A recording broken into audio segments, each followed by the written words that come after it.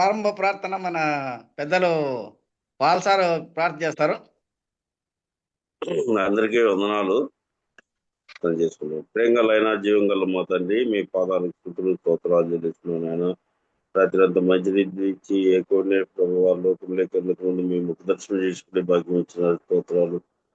ఆయన దాదాపు ప్రభు 4,803 రోజులు గట్టిగా ప్రభు ఈ కార్యక్రమం మీరు నడిపిస్తున్న విధానం బట్టి స్తోత్రాలు ప్రభు. ఆయన గత సంవత్సరం అంతా కాపాడి, గత నెల కాపాడి, నెలలో ప్రభు తండ్రి 24వ తేదీ వరకు మమ్మల్ని సజీవులు ఉంచినందుకు స్తోత్రాలు.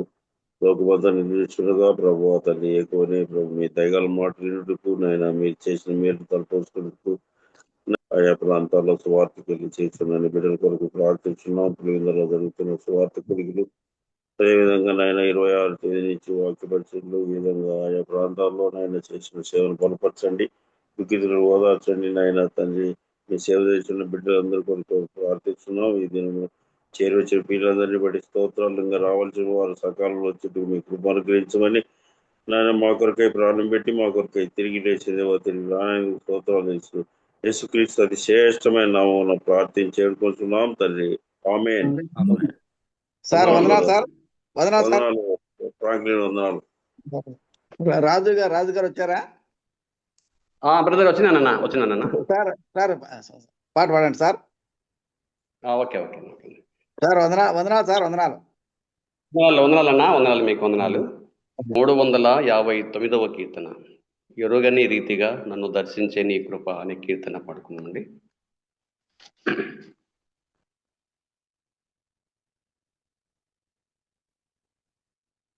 ఎరుగని రీతిగా నన్ను దర్శించే నీ కృప, ఎరుగని రీతిగా నన్ను దర్శించే నీ కృప, ఇంతవరకు కాచెనే చెంత నుండి నీ కృప, ఇంతవరకు కాచెనే చెంత నుండి నీ కృప, అంతము వరకు నడిపించెనే అంతులేని నీ కృప, కృపా కృపా కృపా యేసుని కృపా, యేసుని కృపా, ఎరుగని రీతిగా నన్ను దర్శించే నీ కృపా, ఎరుగని రీతిగా నన్ను దర్శించే నీ కృపా, గలగల పారే చెలయేరులా నాలో ప్రవహించే నీ కృపా, గలగల పారే చెలయేరులా నాలో ప్రవహించే నీ కృపా, శిలైన వృద్ధి కరిగించెని వెలలేని నీ కృపా, శిలైన వృద్ధి కరిగించెని వెలలేని నీ కృపా, కృపా కృపా కృపా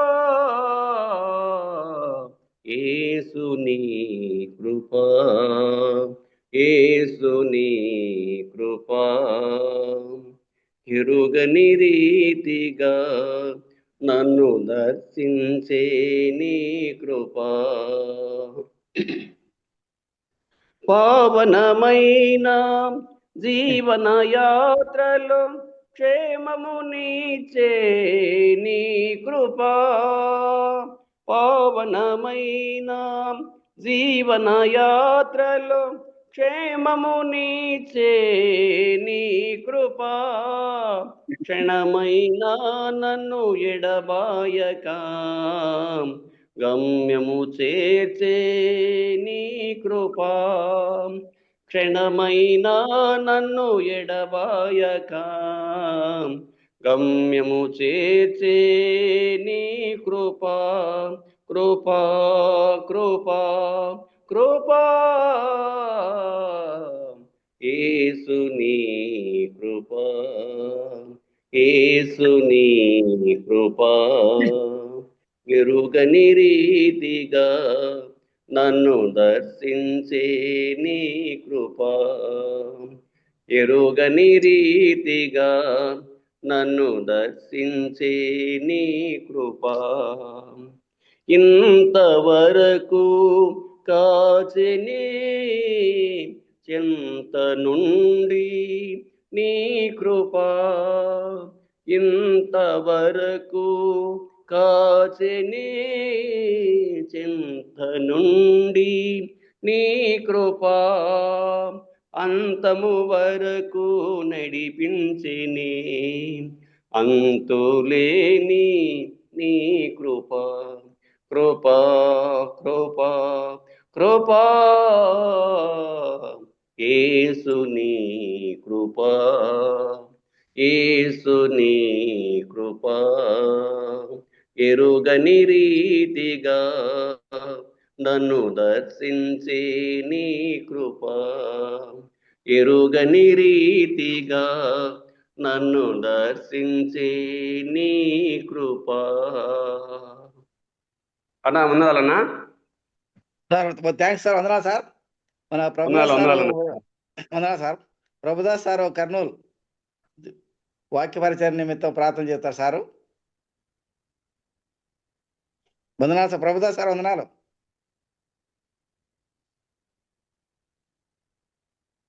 వందనాలు. ప్రార్థన చేసుకుందాం. పరలోక బంధున్న మా గొప్ప తండ్రి, కృపావాత్సల్యుడా, సర్వాధికారైన దేవ, బహున్నతుడ, మహిమా స్వరూపి, అత్యున్నత సింహాసనంపై ఆశీనుడువై నిత్యము దూతులు కిరుబులతో పరిశుద్ధుడు పరిశుద్ధుడని కొనియాడబడుతున్న మా విమోచకుడా, స్తోత్రములో నాన్న రక్షకుడు మా ప్రభు యేసుక్రీస్తుల వారి సర్వశక్తిగల నామములో పూజించి స్తుతించి గణపరుస్తున్నాం. వాక్యబంధిస్తున్న దాసు జనార్దను బట్టి, అక్కడ సంఘాన్ని బట్టి, కుటుంబాన్ని బట్టి కూడా స్తోత్రం చెల్లిస్తూ దాసుని బలపరిచి వాడుకోమని, మిమ్మల్ని మీరు మాయపరుచుకోమని, ఈ సమయంలో చక్కటి సమయాన్ని అనుగ్రహించండి, సమస్త అంతరాయాన్ని దూరపరచండి, జూములు ఎలాంటి డిస్టర్బెన్స్ లేకుండా సహాయం దయచేసి కూడికి ఆది అంతమై మీరే ఉండి నడిపించి మిమ్మల్ని మీరు మహిపరుచుకోమని మా విమోచకుడు, మా రక్షకుడు, నీ ప్రియకుమారుడు యేసుక్రీస్తుల వారి శ్రేష్టమైన నామమున ప్రార్థిస్తున్నాం మా పరమ తండ్రి. ఆమేన్. ఆమేన్. సార్ వందనాలు సార్. వందనాలన్నా.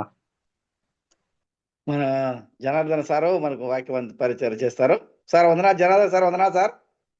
వందనాలు బ్రదర్, వందనాలు సార్. వందనాలు సార్.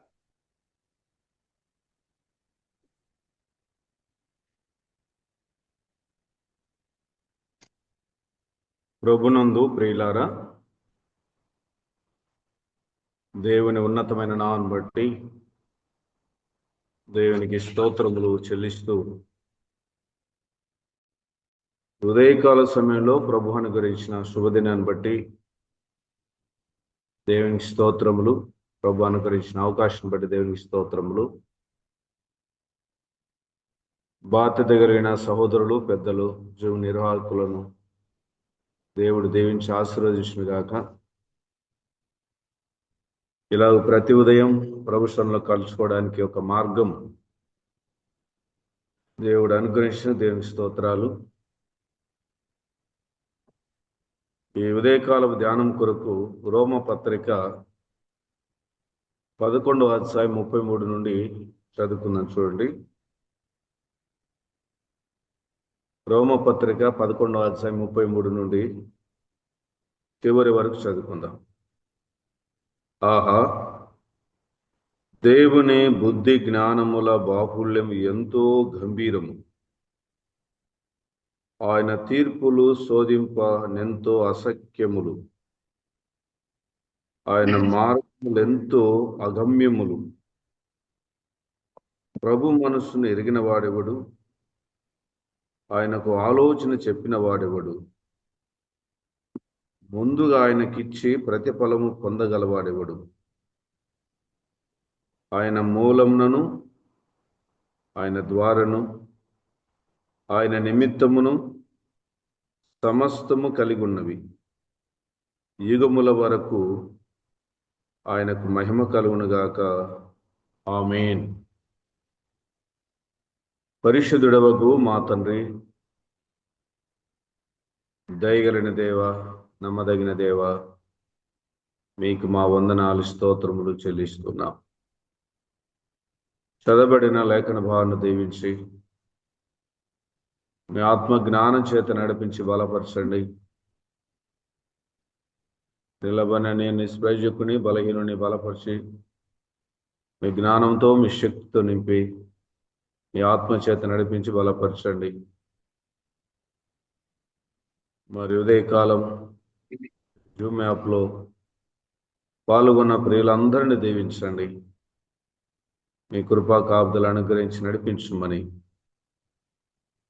యేసుక్రీస్తు నామమున ప్రార్థించి అడిగి వేడుకుంటున్నాము మా తండ్రి. ఆమేన్. ఆమేన్. ఆమేన్. ప్రభునందు ప్రియులారా, ఈ ఉదయకాల సమయంలో శ్రేష్ఠుడు, కీర్తనేయుడు, పరిశుద్ధుడైన యేసుక్రీస్తు నామమున ఆయా ప్రాంతాలలో ఉన్న మనమందరం కూడా ఈ మాధ్యమం ద్వారా ఇలాగ కలుసుకోవడానికి దేవుడు అనుగ్రహించిన కాలాన్ని బట్టి, సమయాన్ని బట్టి వందనాలు స్తోత్రం చెల్లిస్తున్నాం. మనం చదువుకున్న లేఖన భాగం రోమపత్రిక 11వ అధ్యాయము 33 నుండి 36 వరకు మనం చదువుకున్నాం. ఇది ఒక గంభీరమైన సత్యం. దేవుని వాక్యములో దేవుని గురించిన సందర్భాలు చాలా ఉన్నప్పటికీ ఈ భాగంలో ఒక ప్రత్యేకమైన దేవుని గురించిన సంగతులు ఇక్కడ చూస్తున్నాం. ఇందులో 3 భాగాలు ఉన్నాయి. మనం చదువుకున్న లేఖన భాగంలో 3 భాగాలు. ఆ 3 భాగాలు ఏంటంటే, మనం చదువుకున్న లేఖన భాగంలో 1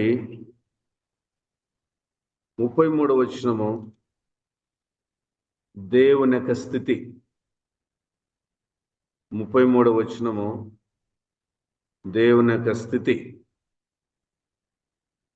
లేక దేవుని యొక్క స్థానం.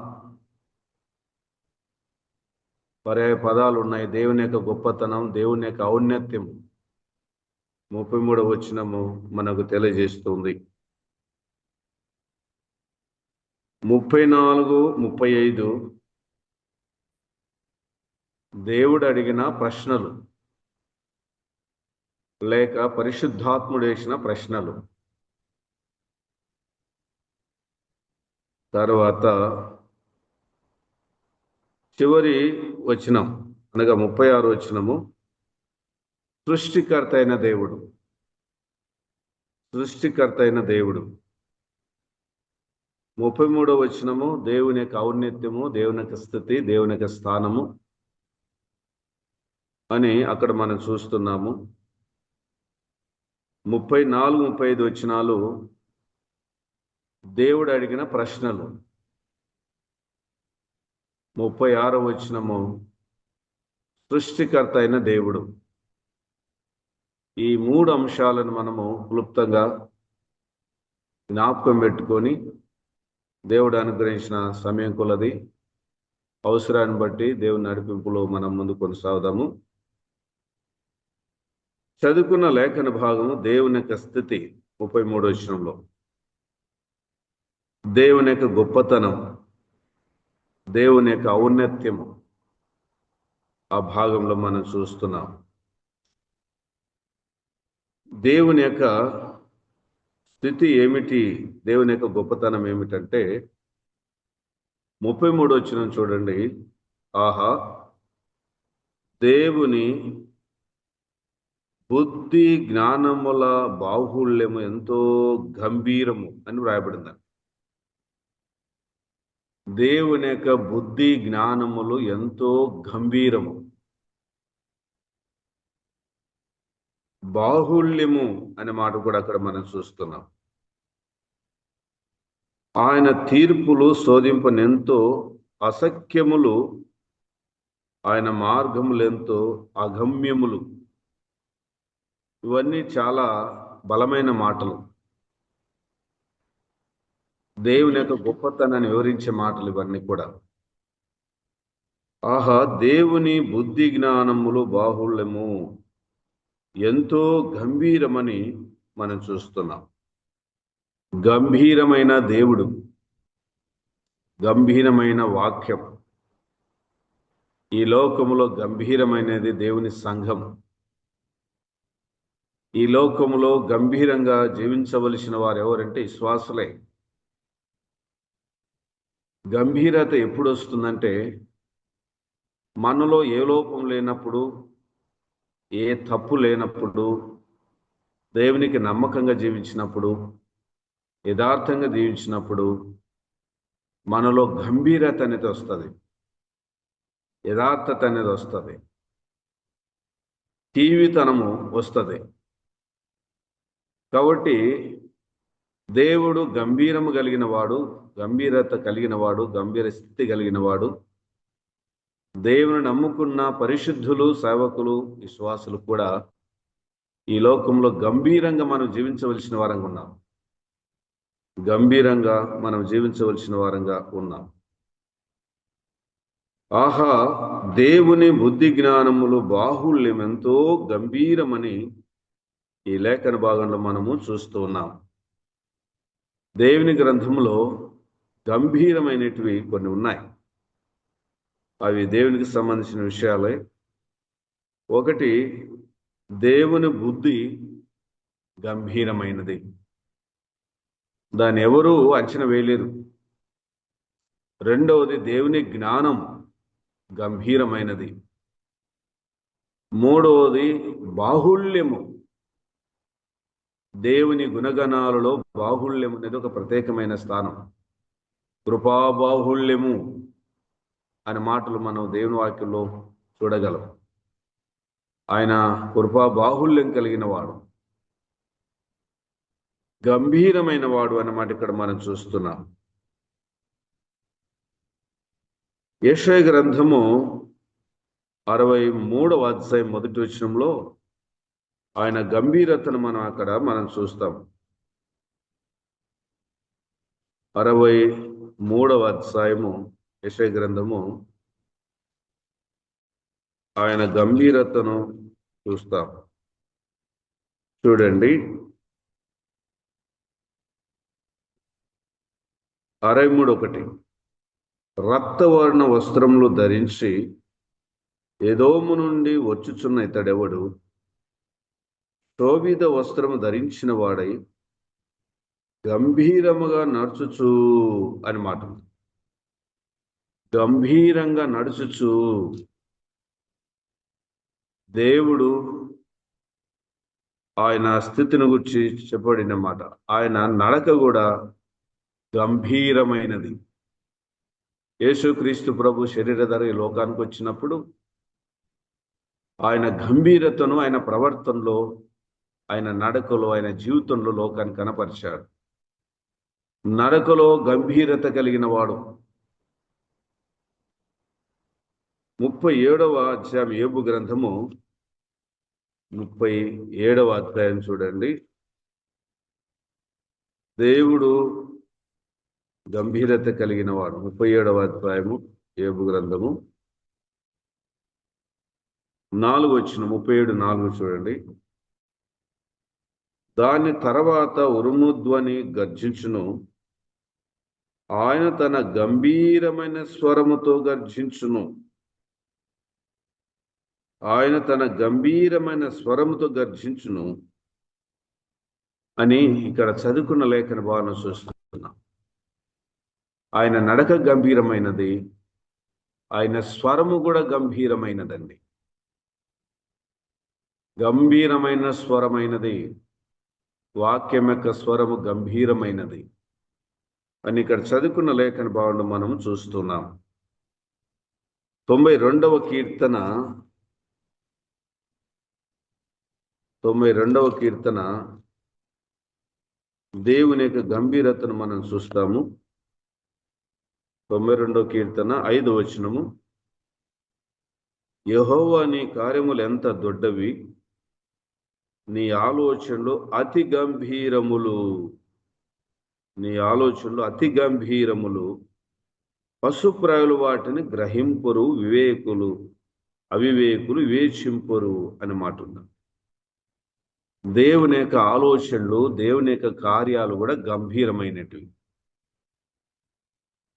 కాబట్టి ఇక్కడ చదువుకున్న 92వ కీర్తన 5వ వచనంలో నీ కార్యములు యెహోవా నీ కార్యములు ఎంత దొడ్డవి, నీ ఆలోచనలు అతి గంభీరములు అని చూస్తున్నాం. దేవుని యొక్క తలంపులు, దేవుని యొక్క ఆలోచనలు, దేవుని యొక్క ప్రణాళికలు, దేవుని యొక్క కార్యాలు గంభీరమైనటివి. కాబట్టి ఇక్కడ చదువుకున్న లేఖన భాగంలో 1 దేవుని బుద్ధి గంభీరమైనది, 2 దేవుని జ్ఞానము గంభీరమైనది, 3 దేవుని యొక్క బాహుళ్యము గంభీరమైనది, 4 ఆయన నడక గంభీరమైనది, 5 ఆయన స్వరము గంభీరమైనది, 6 ఆయన ఆలోచన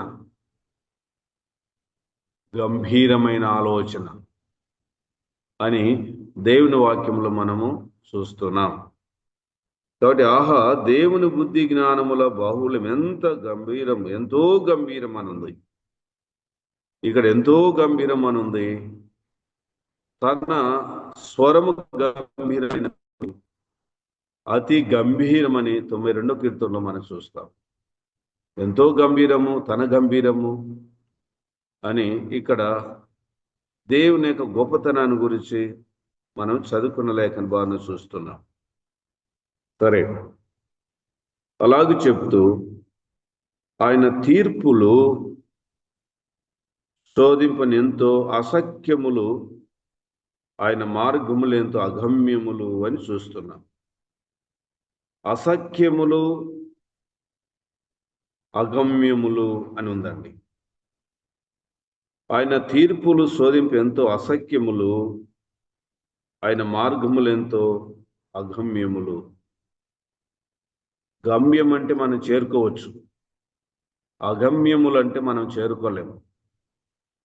అందుకోసమే ఎక్కడన్నా బస్ స్టాండ్లో కానీ, లేదంటే రైల్వే స్టేషన్లో కానీ, లేదంటే విమానాశ్రయాలు కానీ అగమ్యములు అనే మాట ఉండదు, గమ్యము అనే మాట ఉంటుంది. గమ్యం చేరుకోవాలని అంటుంటాం. కానీ అగమ్యమైనది ఏదైనా ఉంది అని అంటే అది దేవుని మార్గమే. అంటే మానవునికి అర్థం కానంత స్థితి, మానవ జ్ఞానముతో అర్థం చేసుకోలేని ఆయన మార్గములవి. అసఖ్యములంటే సఖ్యం కానిది దేవుని యొక్క గొప్పతనం. అగమ్యములంటే మానవునికి సంపూర్ణంగా గమనం చేసుకోలేని స్థితి. మానవునికి ఎంత జ్ఞానం ఉన్నా, ఎంత గొప్పవాడైనా దేవుని యొక్క శక్తిని, దేవుని యొక్క గొప్పతనాన్ని పరిపూర్ణంగా తెలుసుకోలేడు. కొంత మట్టుకు ఎరుగుదము అని పౌలు అన్నాడు.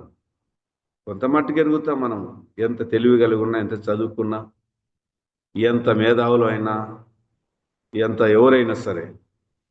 కాబట్టి ఆయన తీర్పులు ఎంతో అసఖ్యములు, ఆయన మార్గములు ఎంతో అగమ్యములు అని ఇక్కడ చదువుకున్న లేఖన భావనలో చూస్తున్నాం. దేవుని యొక్క మార్గములు మన మార్గములు, దేవుని యొక్క ఆలోచనలు మన ఆలోచనలు ఎలా ఉంటావో దేవుని వాక్యం చూస్తాం. చూడండి, యెషయా గ్రంథము 55:8లో దేవుడే తెలియజేసిన మాట మనం చూస్తాం. యెషయా గ్రంథం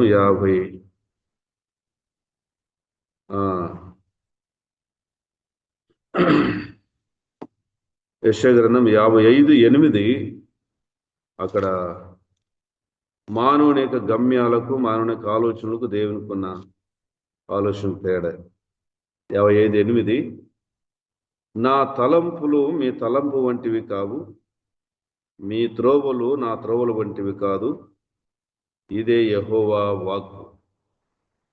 ఆకాశములు భూమికి పైన ఎంత ఎత్తుగా ఉన్నవో మీ మార్గముల కంటే నా మార్గములు, మీ తలంపుల కంటే నా తలంపులు అంత ఎత్తుగా ఉన్నవి అని రాయబడింది.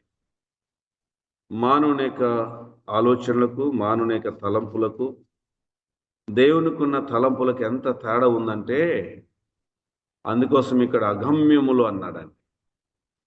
అసఖ్యములు, అగమ్యములు దేవుని యొక్క మార్గములు, దేవుని యొక్క సత్యము, దేవుని యొక్క గొప్పతనం, దేవుని యొక్క రహస్యం మానవునికి మరి అసఖ్యము, ఆయన మార్గములకు అగమ్యములని ఇక్కడ చదువుతున్నాం. నీ మార్గములు, మీ తలంపులు నా తలంపు వంటి కాదు, మీ త్రోవులు నా త్రోవుల వంటి కావు అని చెప్పేసి ఇక్కడ చదువుకున్న లేఖన భాగంలో మనము చూస్తూ ఉన్నాం. తర్వాత చూడండి, దేవుని వాక్యంలో దేవుని యొక్క గొప్పతనాన్ని మనం గ్రహించినప్పుడు ప్రసంగి గ్రంథము 3వ అధ్యాయము 11 వచనం చూడండి. 3వ అధ్యాయం 11, ప్రసంగి గ్రంథము 3వ అధ్యాయము 11 వచనాన్ని మనం చదివితే, 3వ అధ్యాయం 11 వచనము దేవుని గ్రంథంలో ప్రసంగి 3:11. దేని కాలమునందు అది చక్కగా నుండినట్లు సమస్తమును ఆయన నియమించి ఉన్నాడు. ఆయన శాశ్వత కాల జ్ఞానమును నరుల హృదయమందుంచి ఉన్నాడు గాని దేవుడి చే క్రియలను పరిశీలనగా తెలుసుకొనుటకు అది చాలదు. ఎంత తేటగా రాయబడిందో చూడండి. దేవునికి మానవునికున్న తేడా, దేవుని జ్ఞానానికి మానవ జ్ఞానానికి ఉన్న తేడా. దేవుడు మనిషికి జ్ఞానం ఇచ్చాడు, వివేకం ఇచ్చాడు. ఆ జ్ఞానం చేతనే ఈ లోకంలో మానవులకు అవసరమైన పరికరాలు కానివ్వండి, వైద్యం కానివ్వండి, ఇంకోటి కానివ్వండి, దేవుడిచ్చిన జ్ఞానంతోనే మానవుడు కనిపెట్టడం, తయారు చేయడం జరుగుతూ ఉంది. 11వ వచనంలో మనం చూస్తున్నాము, దేని కాలమున అది చక్కగా ఉన్నట్టు దేవుడు నియమించాడు. ఈ కాలాలను మార్చే శక్తి ఏ సైన్స్కు లేదు, ఏ వ్యక్తికి లేదు. ఎండాకాలం ఎండనే ఉండాలి, వర్షకాలం వర్షమే ఉండాలి, చలికాలం చలే పెట్టాలి. దేని కాలమున అది ఉండడానికి దేవుడు నియమించాడు, అంతే. అది దాన్ని మార్పే శక్తి ఎవరికి, ఏ వ్యక్తికి కానీ ఈ లోకంలో లేదు. దేని కాలంలో అది ఉండునట్లు దేవుడు నియమించాడు అని చెప్తూ, శాశ్వత కాల జ్ఞానమును నరుల హృదయమందించి ఉన్నాడు అని ఉందండి. శాశ్వత కాల జ్ఞానము దేవుడు మనిషికి ఇచ్చాడు. దేవుని తర్వాత జ్ఞానం కలిగిన వారు ఎవరైనా ఉన్నారంటే మానవుడే. దేవుని తర్వాత ఆ రూపము కలిగిన వారు ఎవరైనా ఉన్నారంటే ఒక మానవుడే. తన రూపము తన పోలిక చొప్పున నిర్మించిన మనిషికి శాశ్వత కాల జ్ఞానాన్ని దేవుడు మానవునికి ఇచ్చాడు.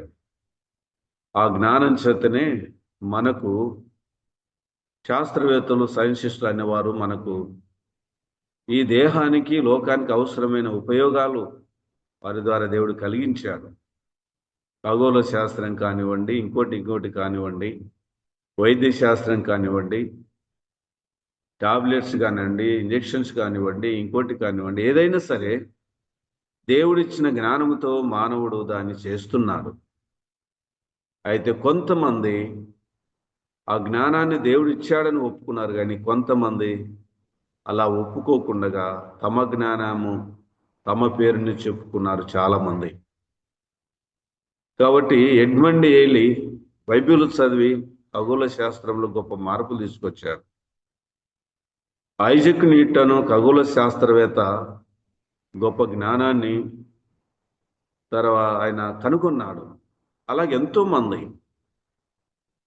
రైట్ సోదరులు విమానాలను, థామస్ ఆల్వా ఎడిసన్ బల్బును, ఇలాగూ చాలామంది చాలా రకాలుగా దేవుడిచ్చిన జ్ఞానాన్ని బట్టి, దేవుడు వారికి ఇచ్చిన జ్ఞానం ద్వారా వాక్యాన్ని చదివి గ్రహించి ప్రభునందు విశ్వాసం ఉంచిన శాస్త్రవేత్తలే లోకానికి జ్ఞానం అందించారు. కానీ ఏరే మతానికి సంబంధించిన ఎవరు శాస్త్రవేత్తలు భూమి మీద కనిపించారని. ఆ జ్ఞానము దేవుడు తన విశ్వాసం ఇచ్చిన తన బిడ్డలకి ఇచ్చాడు, తన కుమారులకు ఇచ్చాడు, తన సేవకులకు ఇచ్చాడు. కాబట్టి థామస్ ఆల్వా ఎడిసన్ ఆయన అన్నాడు, బైబిల్ నన్ను వెలిగించింది, నేను లోకాన్ని వెలిగించానని చెప్పి ఆయన సాక్ష్యం ఇచ్చాడు. కాబట్టి శాశ్వత జ్ఞానం మానవునికి ఇచ్చాడు, కానీ దేవుడు చేయు క్రియలను పరిశీలనగా తెలుసుకుంటకు అది చాలదన్నాడు. దేవుడు చేసే క్రియలను పరిశీలనగా తెలుసుకోవడానికి మానవునికి జ్ఞానము చాలదు. ఈ లోకంలో ఎంత సైన్స్ డెవలప్ అయినా,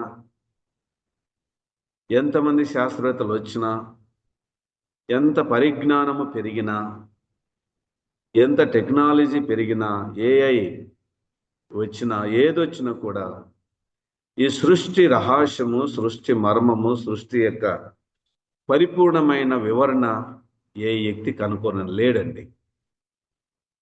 అందుకోసం ప్రభువున మీ తలంపులు మా తలంపులు వంటి కాదు, ఆకాశానికి భూమికి ఎంత ఎత్తుగా ఉన్నవో మానవుని తలంపులకు దేవుని తలంపులకు అంత తేడా ఉంటుంది. ఆకాశం ఎత్తు, భూమి యొక్క లోతు తెలుసుకోవడం మానవుని యొక్క విధి విధానము సరిపోదండి. కాబట్టి ఇక్కడ చదువుకున్న లేఖన భావన దేవుని క్రియలను పరిశీలనగా తెలుసుకుంటే అది చాలదు అని మనం చూస్తున్నాం. 8వ అధ్యాయం 17 వచనం చూడండి. అదే ప్రసంగి గ్రంథము 8వ అధ్యాయం 17 వచనంలో మరికొంత వివరణ ఉంది. దేవుడు జరిగించినదంతయు నేను కనుగొంటిని, మరియు సూర్యుని క్రింద జరుగు క్రియలు మనసులు కనుగొనలేరనియు. ఆ మాట గమనించండి. ఈ మాట సైన్సిస్టులకు ఛాలెంజ్గా ఉంది. ఈ మాట, ఈ వాక్యం 8:17లో సూర్యుని క్రింద జరుగు క్రియలు మనుషులు కనుగొనలేరనియు, కనుగొనవలనని మనుషులు ఎంత ప్రయత్నించినను వారు కనుగొనట లేదు అని దాన్ని తెలుసుకున్నానంట. చూశారండి, సూర్యుని క్రింద జరుగుతున్న క్రియలు మనసును కనుగొనలేరనియు, కనుగొనవలనని మనుషులు ఎంత ప్రయత్నించినను వారు కనుగొనట లేదనియు, దాన్ని తెలుసుకొనవలనని జ్ఞానులు పూనుకొనినను వారైనా కనుగొనజాలరు అని నేను తెలుసుకొంటినంటున్నాడండి. సొలొమోను మహారాజు ఆ కాలంలో ప్రపంచంలోని అత్యధిక జ్ఞానం కలిగిన ఈయన చెబుతున్న మాట అనుపూర్వకంగా సూర్యుని కింద జరుగుతున్న క్రియలు తెలుసుకోవాలని మనుషులు అనుకుంటున్నారు, కానీ మనుషులు కనుగొనలేరు అని అన్నాడండి. తర్వాత కనుగొనవలనని మనుషులు ఎంత ప్రయత్నించినా వారు కనుగొనలేదు అని అన్నాడు. మానవుని యొక్క ప్రయత్నాలు జరుగుతూనే ఉన్నాయి. టెక్నాలజీ పెరుగుతూనే ఉంది. మనం ఈడ ఉండి అమెరికాలో ఉన్న వాళ్ళతో మాట్లాడవచ్చు, వీడియో కాల్లో మాట్లాడవచ్చు, భూలోకంలో ఏ దేశం నుంచి అయినా ఫోన్ ద్వారా మనం మాట్లాడవచ్చు. ఆ జ్ఞానం మనిషి ద్వారా దేవుడు ఇచ్చాడు మనకు. కానీ పూర్తిగా తెలుసుకోవాలని ప్రయత్నం చేస్తున్నారు, కనుగొనలేరు. కనుగొనడానికి ఎంత ప్రయత్నించినా కనుగొనలేరు అన్నాడు 8:17లో. జ్ఞానులు దాన్ని తెలుసుకొనవలనని జ్ఞానులు పూనుకొని నన్ను వారైనా కనుగొనజాలరు అన్నాడండి. ఎంత గంభీరమైన సత్యం అండి, ఎంత గంభీరమైన సత్యం. అసలు మనిషికి ఇచ్చిన జ్ఞానం బట్టి కొంతవరకు కనుక్కొనగలరు. ఖగోళములో కొన్ని సమీపంగా ఉన్న కొన్ని నక్షత్రాలను కనుగొన్నారు. సూర్యగోళంలో ఆకాశంలో కొన్ని మాత్రం కక్షలు కనుక్కున్నారు, కానీ సంపూర్ణంగా కనుగొనలేరని వాక్యం చెప్తుంది. చంద్రమండలానికి వెళ్ళగలిగాడు, కానీ భూమి మీద నివసించినంత చంద్రమండలంలో మనుషులు నివసించలేరు. దేవుని బుద్ధి బాహుళ్యము ఎంత గంభీరము, ఆయన మార్గములు అగోచరములు అనే మాట ఉంది. అగోచరములు, అసఖ్యములు, అగోచరము అనే మాట ఇక్కడ మనం చదువుకున్న లేఖన భావన మనం చూస్తున్నాం. బైబిల్ గ్రంథం అంటే సామాన్యమైనది కాదు, అంత తేలికైనది కాదు. ప్రపంచ చరిత్ర ఇమిడి ఉంది బైబిల్ గ్రంథంలో. ప్రపంచ పుట్టుక, ప్రపంచం ఎదుగుదల, ప్రపంచం నాశనం, ఈ ప్రపంచం ముగింపు దేవుని గ్రంథములో మనం చూడగలం. ఎక్కడ ఏ గ్రంథములో కూడా ఇంత తేటైన విషయాలు మనం గమనించలేము. ఆయన బుద్ధి బాహుళ్యం ఎంతో గంభీరం, ఆయన తీర్పులు ఎంతో అసఖ్యములు, ఆయన మార్గములు అగమ్యములు, మానవుని గమనానికి అందనంత దేవుడైన. కొంత ఆలోచన చేయగలడు, కొంత ఎరగగలడు, కొంత వేద చేయగలడు, కానీ సంపూర్ణంగా కనుగొనే శక్తి మానవునికి లేదు. అలాగూ సంపూర్ణంగా కనుక్కుంటే ఇంకా మానవుడు ఎందుకు అవుతాడు? ఇంకా దేవుడైతాడు. కాబట్టి ఆ స్థానము దేవునికే, కానీ ఏ మానవునికి కూడా అది సరిపోదండి. కాబట్టి మనం చదువుకున్న లేఖన భాగంలో 3వ అధ్యాయంలో అలాగే 8వ అధ్యాయంలో ప్రసంగి గ్రంథంలో ప్రస్తుత జ్ఞానులు అనబడే వారికి, మేధావులు అనబడే వారికి, సైంటిస్టులు అనబడే వారికి ఒక ఛాలెంజ్గా ఈ వచనాలు 2 మరి దేవుని వాక్యం మనం చూస్తున్నాం. కాబట్టి ఆయన తీర్పులు ఎంతో అసఖ్యములు, ఆయన మార్గములు ఎంతో అగమ్యములు అని ఇక్కడ మనం చదువుకున్న లేఖన భావంలో మనం చూస్తున్నాం. ఒకటి, దేవుని యొక్క స్థితి, దేవుని యొక్క స్థాయి, దేవుని యొక్క గొప్పతనం, దేవుని యొక్క ఔన్నత్యం ఏంటంటే ఆయన ఔన్నత్యము మానవునికి అందనంతనగా ఉంది. ఆయన స్థాయి మానవునికి అందనంతన ఉంది. ఆయన గొప్పతనము ఈ లోకములో మానవునికి అందనంత స్థితిలో, గ్రహించలేని స్థితిలో ఉంది. కొంత మట్టుకు ఎరుగుదుము, కొంతవరకు ఆయనను గురించి జ్ఞాపకం చేసినాం.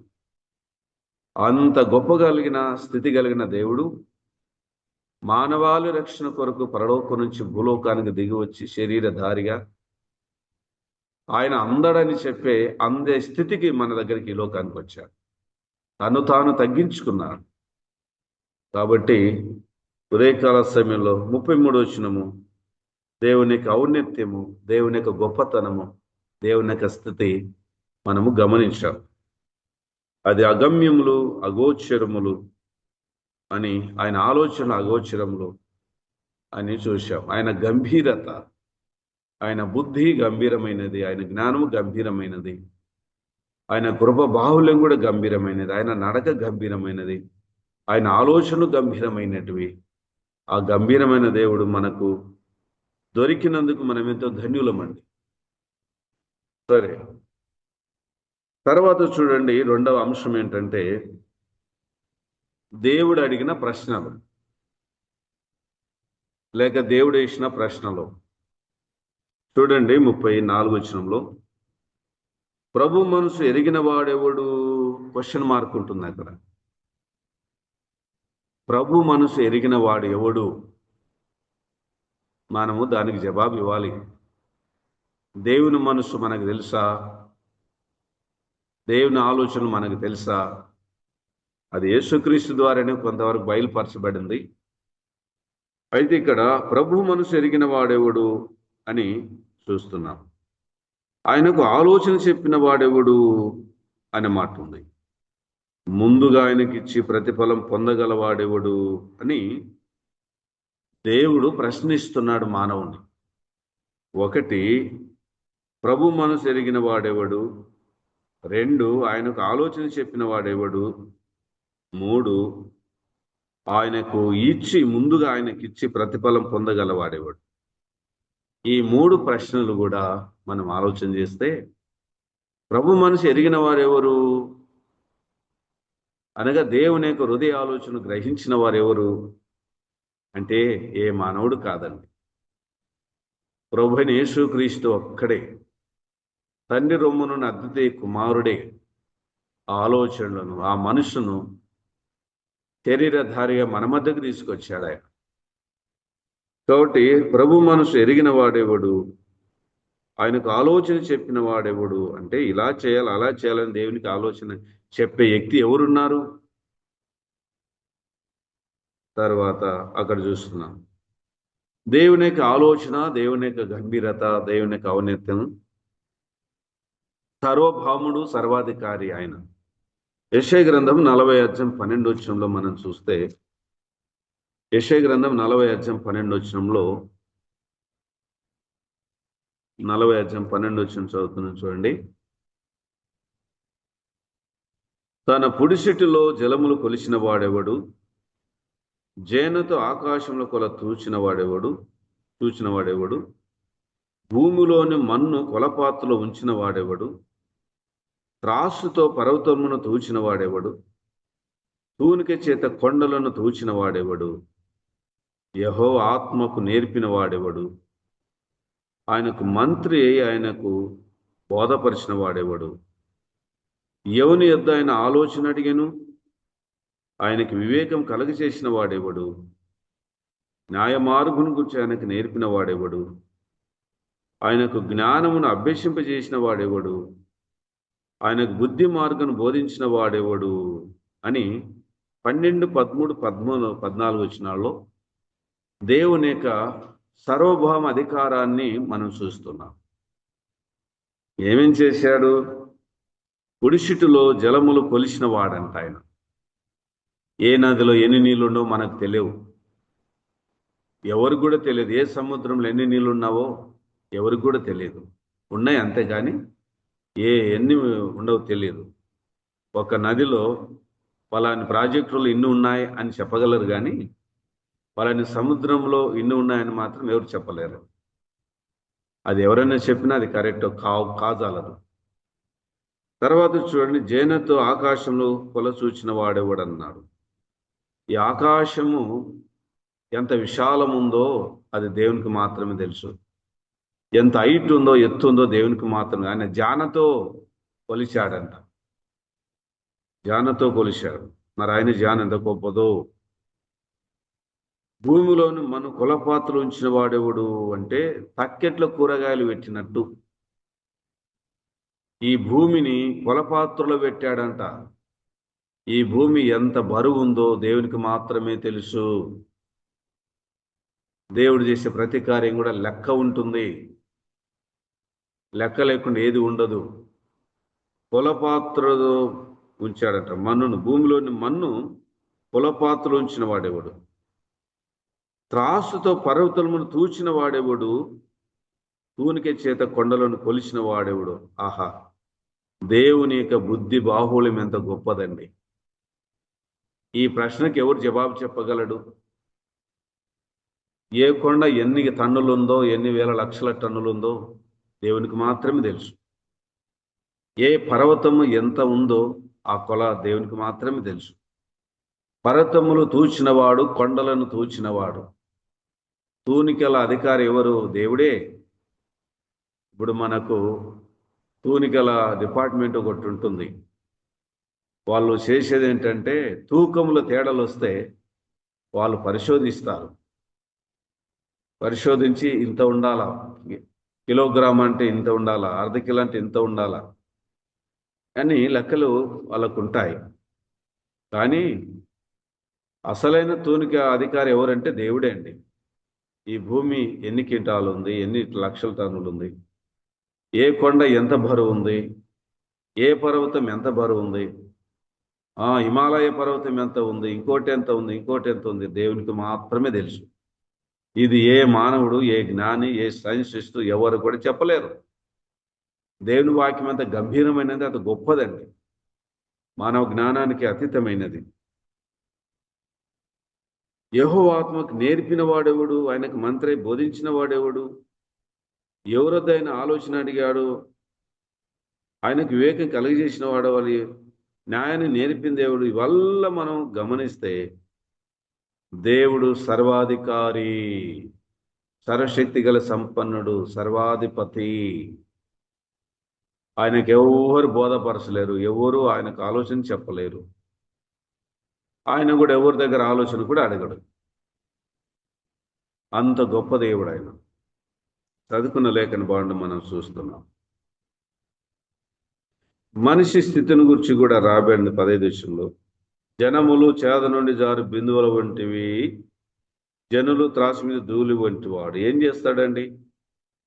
నీటి బిందువు లాంటి మనిషి, ధూళి వంటి మానవుడు దేవుని యొక్క సంపూర్ణమైన జ్ఞానం పొందడానికి, దేవుని జ్ఞానము, మనిషి యొక్క జ్ఞానం, మనిషి యొక్క వయస్సు, మనిషి యొక్క పరిశోధన సంపూర్ణంగా చేసుకోవడానికి చాలాదని వాక్యము తేటగా చెప్తుంది. మన మీద కొద్దిగా చెబుతాలకని మన మీద పెద్ద జ్ఞానవంతులం, పెద్ద తెలివి కలిగిన వారం, పెద్ద వివేకం కలిగిన వారం, స్కాలర్స్ మేము అని చాలామంది అనుకుంటారు. కానీ అది కొంతవరకు మాత్రమే అని ఇక్కడ గమనించాలి. తర్వాత చూడండి, ప్రభు మనసు ఎరిగిన వాడు ఎవడు అని చెప్తూ ఆయన ఆలోచించి చెప్పిన వాడెవడు అని ఇక్కడ చూస్తున్నాను. దీని కొరకు ఎంతో ప్రయాసపడుతున్నారండి. 9వ అధ్యాయం 16 వచ్చిన చూడండి, రోమపత్రికలోనే 9:16లో ఒక గంభీరమైన మాట ఉంటుంది. కాగా పొందగోరు వాణిలోనైనను ప్రయాసపడు వాణిలోనైనను కాదు, కానీ కరుణించు దేవుని వలెనగును అని ఇక్కడ లేఖన భాగం చూస్తున్నాం. అది పొందాలి, ఇది పొందాలని ప్రయాసపడుతున్నారు. కానీ పొందగోరు వానలో కానీ ప్రయాసపడే వాళ్ళకి అది కాదు, కరుణించే దేవుని వలన అవుతుంది. మనిషి ప్రయాస పడుతూనే ఉన్నాడు, కష్టపడుతూనే ఉన్నాడు. కానీ ఆ పరిపూర్ణత అనేది దేవుని వలనే కలుగుతుంది, దేవుని వలనే కలుగుతుంది. దేవుడే ఇవ్వాలి, దేవుడే కనికరించాలి. తర్వాత చూడండి, చదువుకున్న లేఖన భాగంలో 35 వచ్చిన ఒకసారి చూడండి, రోమపత్రిక 11:35లో ముందుగా ఆయనకిచ్చి ప్రతిఫలం పొందగలవాడేవాడు. ఇది మానవ స్థితిగతులను తారుమారు చేసి వచ్చినాం. ఇది ముందుగా ఆయనకిచ్చి ప్రతిఫలం పొందగలవాడేవాడు. ఇది కూడా ఒక సవాలుగా ఉంది, ఒక సవాలుగా ఉంది. ముందు ఆయనకి ఇచ్చింది ఎవరు ఇచ్చినారు చెప్పండి? ఈ సృష్టిలో, ప్రకృతిలో ఎవరిచ్చారు ఆయనకు? ఎవరిచ్చారు? దేవునికి ఏమి ఇస్తున్నాం మనము చెప్పండి? ఏమి ఇస్తున్నాము? చాలామంది మనం ఏమంటే దేవునికి అంతిస్తే, లేదంటే అది చేస్తే ఇది చేస్తే, నేను దేవునికి నేనే చేసిన అని గొప్పలు చెప్పుకునే వారు చాలామంది ఉంటారు. కానీ దేవుడు అంటున్నాడు, ముందుగా ఆయనకి ఇచ్చి ప్రతిఫలం పొందినవాడేవాడు అన్నాడు. ఆదాము నుండి మనం ఆలోచన చేస్తే, ఆదాముకు దేవుడు ఇచ్చాడు, కానీ ఆదాము దేవునికి ఏమి ఇవ్వలేకపోయాడు. మనిషి కొరకు దేవుడు ఆలోచించి ప్రకృతినిచ్చాడు, కాలాన్నిచ్చాడు, పండ్లనిచ్చాడు, తోటనిచ్చాడు, బతకడానికి, జీవించడానికి కావలసిన వనరులు కల్పించాడు. దేవుడు ముందుగా దేవుడే మానవునికి ఇచ్చాడు, కానీ దేవుడే మనకు ముందు ఇస్తున్నాడు. కానీ మనము దేవుని కంటే మనం ముందు ఇవ్వలేని పరిస్థితి మనది. కాబట్టి ఇక్కడ సవాలు ఉంది. ముందుగా ఆయనకి ఇచ్చి ప్రతిఫలం పొందిన ఎవడు ఉన్నారు చెప్పండి అంటున్నాడండి. ఏమి ఇస్తాం చెప్పండి? ఎంత ఇస్తాం చెప్పండి? ముందు దేవుడు మనకి ఇస్తేనే మనం దేవునికి ఇస్తాం, అంతే. మనము ముందుగా దేవునికి ఇవ్వలేము. దేవుడు మనకు ముందు ఇస్తాడు. ఏదైనా సరే దేవుడు మనకు ముందు ఇచ్చిన తర్వాత అందులో నుండి కొంత దేవునికి ఇస్తాం. అలాగైతే గమనించండి, ఈ చదువుకుని వచ్చిన భాగంలో ముందుగా ఆయనకి ఇచ్చి ప్రతిఫలం పొందగలవాడేవాడు అని చదువుతున్నాం. యోబు గ్రంథం 41:11లో, యోబు గ్రంథం 41:11లో ఒక మాట ఉంటుందండి, చాలా మంచి మాట ఉంటుంది. 41:11 యోబు గ్రంథం 41:11లో ఒక గంభీరమైన మాట అక్కడ చూస్తాం. 41:11 చూడండి, యోబు గ్రంథం. నేను తిరిగి ఇవ్వవలసి ఉండున్నట్లు నాకెవడైనను ఏమైనా ఇచ్చానా అన్నాడండి. దేవుడు ప్రశ్నిస్తున్నాడు. నేను తిరిగి ఇవ్వడానికి నాకు ఎవడైనా ఏమైనా ఇచ్చాడా అని దేవుడు అడుగుతున్నాడు. ఎంత వాస్తవం చూడండి.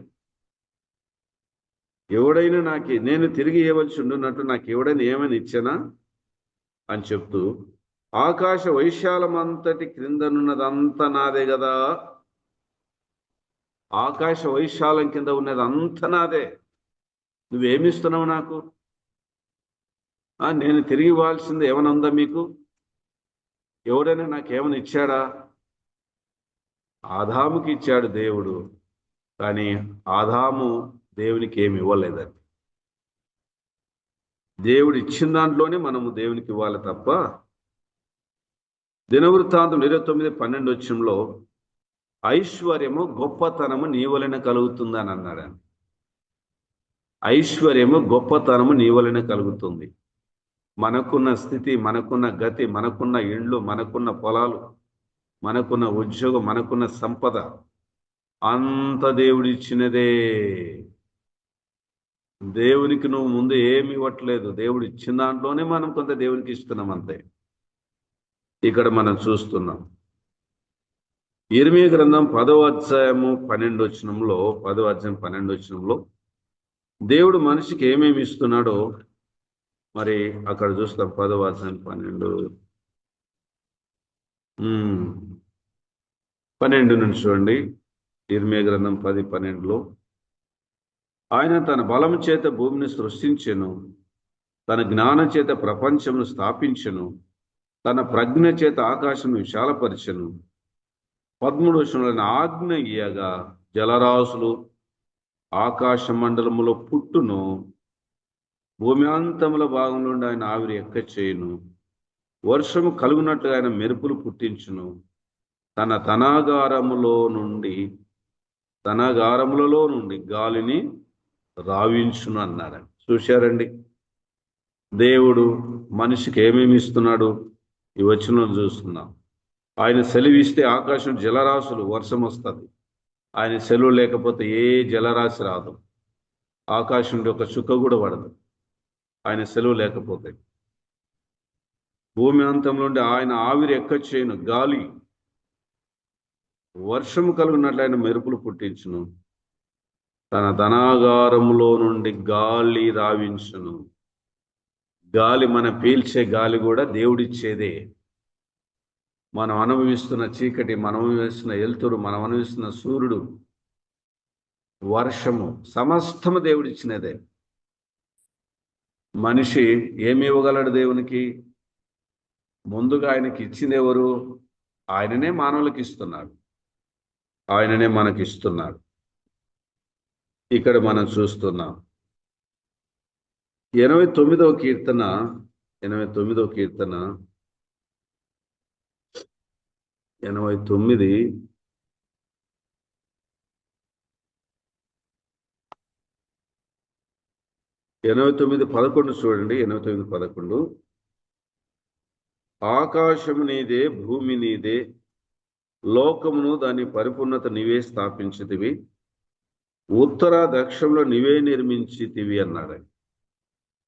ఆకాశం ఆయనదే, భూమి ఆయనదే, ఉత్తర దేశ ఆయనదే, దక్షిణ దేశ ఆయనదే, తూర్పు దేశ ఆయనదే, పరమటి దేశ ఆయనదే. ఈ సృష్టి ఆకాశం అంతా కూడా దేవుందే, మానవుంది కాదు. కీర్తనల గ్రంథంలో చూడండి 50వ అధ్యాయము 9వ వచనం చదువుతున్నాను.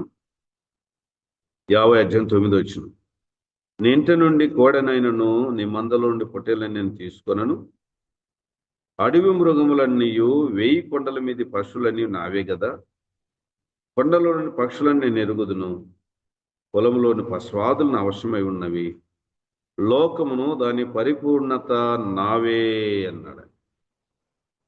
దేవుడు సంపూర్ణంగా అధికారంతో చెప్తున్నాడు, ఈ లోకములో ఉన్న పరిపూర్ణత అంతా నాదే. గొర్రెలు నావే, పశువులు నావే, పక్షులు నావే, ఆకాశం నాది, భూమి నాది, దక్షిణ దేశం నాది, ఉత్తర దేశం నాది. ఇవన్నీ నరులకు ఇచ్చాడు అని దేవుని వాక్యంలో రాయబడింది. నరులకు ఇచ్చాడు ఆయన, నరులకు ఇచ్చాడు. నరుడు దేవునికి ఏమి ఇవ్వగలడు? ఏమి ఇస్తారు చెప్పండి? ఏమి ఇవ్వలేడు. దేవుడు ఇచ్చిందే అనుభవిస్తున్నాడు. తర్వాత చూడండి, ముందుగా ఆయనకిచ్చి ప్రతిఫలం పొందగలవాడేవాడు. దేవుని వాక్యంలో మనం గమనిస్తే చాలా సంగతులు మనం చూస్తాం. కుటుంబ విషయంలో కూడా దేవుడు ఇచ్చిందే. యాకోబు అంటాడు, ఈ పిల్లలు దేవుడు దయచేసిన పిల్లలే అంటాడు ఆది కాండంలో. ఈ పిల్లలు దేవుడు దయచేసిన పిల్లలు అని అంటారు. మన కుటుంబం దేవుడిచ్చింది, మన పిల్లలు దేవుడిచ్చింది, మన సంపద దేవుడిచ్చింది, మన సంసారం దేవుడిచ్చింది, మన ఆరోగ్యం దేవుడిచ్చింది, మన ప్రాణం దేవుడిచ్చింది. ఆయన మనకిచ్చాడండి. మనకు ఆయనకిచ్చుటలో ఏముంది చెప్పండి? ఏమి ఇస్తున్నాం చెప్పండి? దేవునికి మనం ఎప్పటికీ రుణస్థలమే. ఎప్పుడు ఆ రుణం తీర్చుకోలేము. కృతజ్ఞత కలిగి ఉండడం తప్ప ఇంకోటి ఏం లేదు. వెల కట్టలేము, వెల చెల్లించలేము కూడా. ముందుగా ఆయనకిచ్చి ప్రతిఫలం పొందగలవాడేవాడు ఉన్నాడంటే దానికి జవాబు ఎవడు లేడని చెప్పాలి. ఎవరు లేరు. ఒకసారి అమెరికా దేశంలో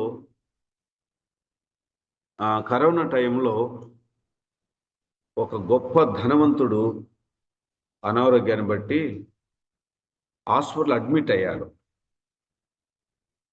హాస్పిటల్ అడ్మిట్ అయిన తర్వాత, ఆరోగ్యం పొందిన తర్వాత ఆయన డిశ్చార్జ్ అయ్యి ఇంటికి వెళ్ళేటప్పుడు ఆ బిల్లు ఆయన చేతికి ఇచ్చారంట. హాస్పిటల్, ఒక పెద్ద హాస్పిటల్, కార్పొరేట్ హాస్పిటల్ ఓనర్ కూడా ఈయనకు స్నేహితుడంట. అయితే ఆ బెడ్ మీద కూర్చొని ఈ బిల్లు ఇస్తే ఆ బిల్లును తలుచుకొని ఆయన కన్నీరు గార్చి ఏడుస్తున్నాడంట. కన్నీరు గార్చి ఏడుస్తూ ఉంటే హాస్పిటల్ సిబ్బంది అంతా అనుకున్నారంట, ఓహో బిల్లు ఎక్కువైనందుకు ఈయన ఏడుస్తున్నాడేమో, బిల్లు కట్టలేనని ఏడుస్తున్నాడేమో అని అనుకున్నారంట.